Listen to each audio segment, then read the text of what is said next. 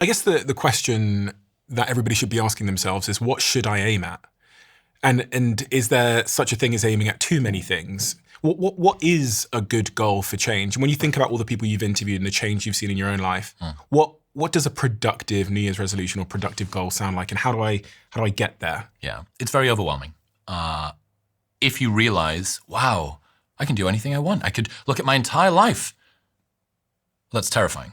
That's absolutely terrifying. One thing I would say, this is your opportunity to change anything. Behaviorally, you can change anything you want. Not everything you want, right? That's the problem. You can become anything you want behaviorally, but you can't be everything you want. So you need to pick a small number.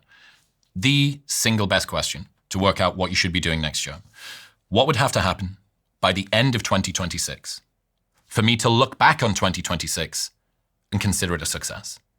I think that really helps to just give you a bit more perspective. And it usually comes down to only a few things. You don't usually have so much in your mind when you do that.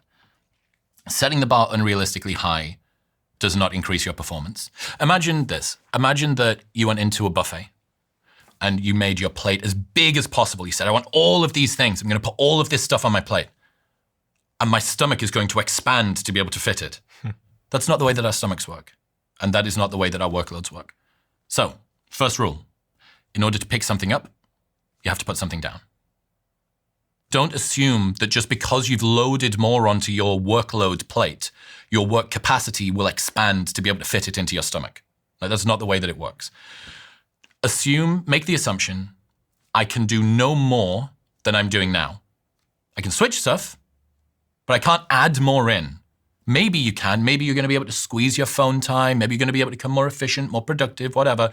But it's safer to just assume this is the pie that I'm playing with. And in order to pick something up, I have to put something down. So that's a really important thing, because at the moment it's December 29th.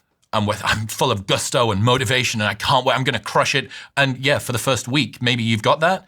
But if you're using motivation and enthusiasm to work yourself through your goals are predicated largely on a fuel source that you don't have control over. You don't have a massive amount of control over your motivation over a long amount of time. Like, it comes and then it goes. You want something that's a little bit more rigid. So in order to pick something up, you have to put something down.